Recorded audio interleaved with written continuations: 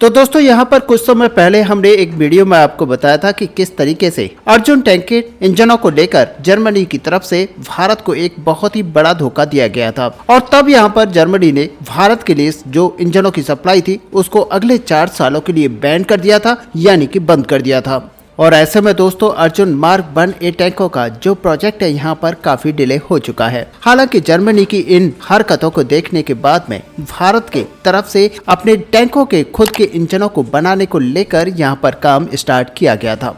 और ऐसे में दोस्तों आपको बता दें कि यहाँ पर करीब 1500 हॉर्स पावर वाले इंजन को बनाने के लिए काम स्टार्ट किया गया था और अब यहाँ पर बहुत ही बड़ी अपडेट निकल कर आ रही है इस इंजन को लेकर, जहाँ पर ये बताया जा रहा है कि इस इंजन को बनाकर तैयार कर लिया गया है और साथ ही यहाँ पर ट्रायल्स इस इंजन को लेकर स्टार्ट कर दिए गए हैं। और वहीं इन 1500 हॉर्स पावर के इंजनों को लेकर यहाँ पर रिपोर्ट्स में दावा किया जा रहा है कि अर्जुन मार्क 1A टैंकों के लिए बनाए हुए इस इंजन को फिलहाल क्रॉस कंट्री ट्रायल्स के स्टार्ट कर दिए गए हैं। ऐसे में यहाँ पर आपको बता दें कि मीडिया रिपोर्ट्स के मुताबिक भारत के द्वारा इन इंजनों का जो डेवलपमेंट किया जा रहा है उसको लेकर कुछ ही दिन पहले यानी कि 20 मार्च 2024 के दिन भारत को एक बहुत ही बड़ी सफलता यहाँ पर हासिल हुई, जब इन इंजनों की टेस्टिंग को सफलतापूर्वक अंजाम दिया गया। और आपको रिपोर्ट्स के मुताबिक बता दें कि यहाँ पर जो टैंक्स हैं इन इंजनों का जो ट्रायल है यहाँ पर शुरू कर दिया गया है और इन ट्रायलों को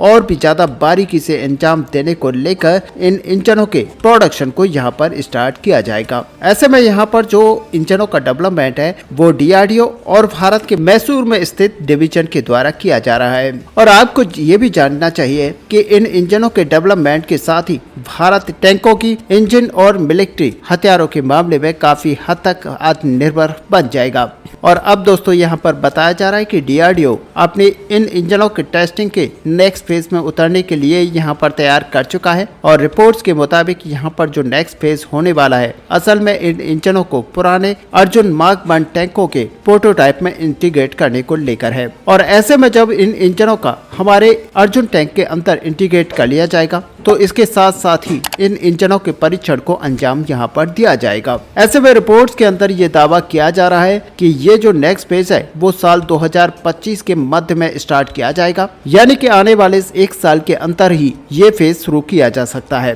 क्योंकि उससे पहले इन इंजनों को कई सारे हाउस टेस्ट से गुजारा जाएगा। उसके बाद ही ये नेक्स्ट स्टेप्स को शुरू किया जाएगा। और दोस्तों ये जो नेक्स्ट फेज होगा वो असल में सबसे महत्वपूर्ण ट्रायल होगा, क्योंकि इस दरमियान इन इंजनों को अलग अलग एनवायरनमेंट के अंदर टेस्ट किया जाएगा। और सबसे बड़ी बात यहाँ पर यह है कि इसी ट्रायल्स के दौरान रियल एक ऑपरेशन का मिमिक यहाँ पर ट्रायल के लिए तैयार किया जाएगा, ताकि ये जांचा जा सके कि रियल बैटल फील्ड में आखिरकार ये जो टैंकों के इंजन हैं वो किस तरीके से यहाँ पर अपने रोल को निभाएंगे। ऐसे में यहाँ पर देखा जाए तो रिपोर्ट के मुताबिक इन ट्रायल्स के अंदर इंडियन आर्मी के वरिष्ठ अधिकारियों को शामिल किया जाएगा, जो कि यहाँ पर तय करेंगे कि फाइनली हमारे इस इंजन को किस तरीके से ट्रायल किया जा रहा है और किस तरीके से इसको ट्रायल किया जाना चाहिए, ताकि ये जब बैटल फील्ड में उतारा जाए तो ज्यादा से ज्यादा पावर के साथ उतरे। हालांकि दोस्तों अगर देखा जाए तो इन इंजनों को जो ट्रायल का मकसद चल रहा है वो 50,000 किलोमीटर तक कम से कम रन करने का है। और प्रोडक्शन से पहले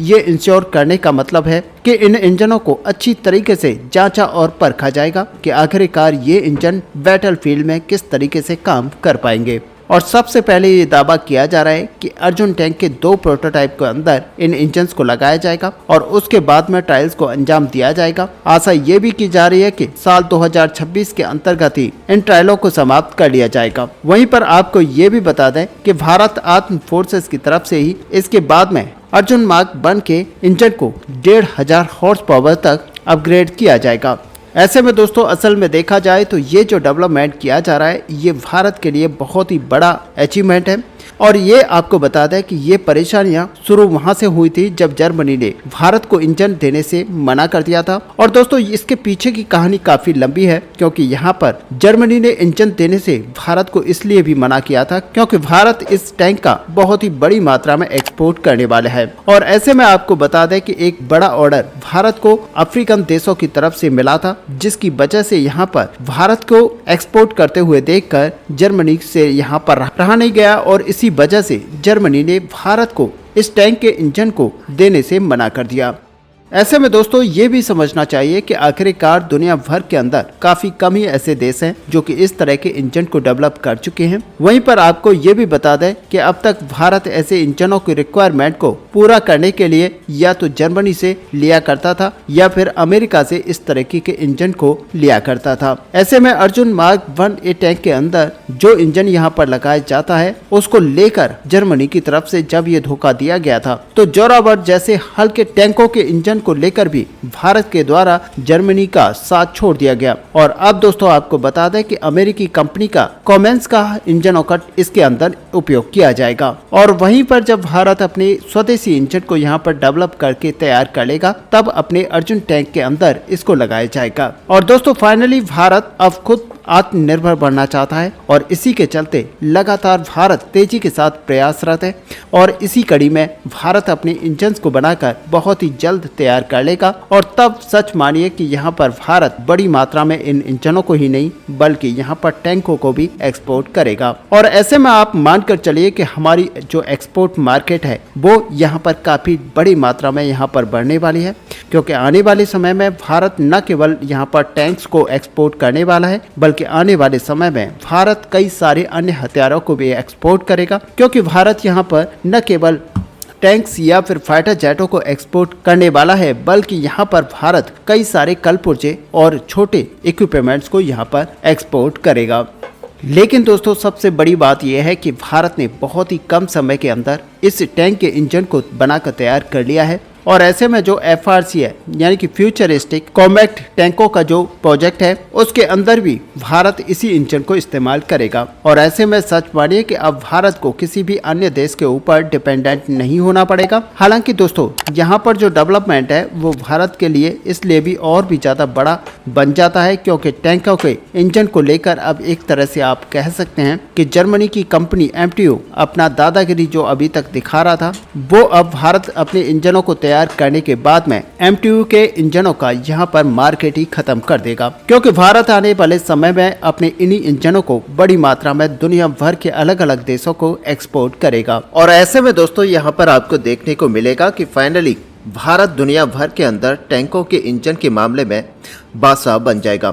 क्योंकि आने वाला समय ऐसा होगा जब भारत यहाँ पर कई सारे अफ्रीकन देशों को टैंकों को एक्सपोर्ट कर रहा होगा और फाइनली यहाँ पर इंजन खुद बना रहा होगा। और अभी जो भारत दूसरे हल्के जोरावर टैंक्स के लिए अमेरिका से इंजन को परचेस कर रहा है आने वाले समय में ये देखा जाएगा कि भारत इस इंजन को भी बनाकर स्वदेशी रूप से निर्मित करेगा और यही कारण है कि भारत आज स्वदेशीकरण पर बहुत ही ज्यादा ध्यान दे रहा है। और ऐसे में दोस्तों अगर देखा जाए तो ये जरूरी भी होता है क्योंकि भारत को आज नहीं तो कल स्वदेशीकरण पर बहुत तेजी से ध्यान देना होगा और ऐसे में हमारा जो एक्सपोर्ट है वो लगातार बढ़ता जाएगा। ऐसे में दोस्तों इस पूरे टॉपिक को लेकर आपका यहाँ पर क्या व्यू है आप अपना व्यू हमें कमेंट में लिखकर जरूर बताएं। साथ ही अगर वीडियो आपको अच्छी लगी हो तो लाइक और शेयर करना ना भूलें। मिलते हैं नेक्स्ट वीडियो में, तब तक के लिए जय हिंद जय भारत।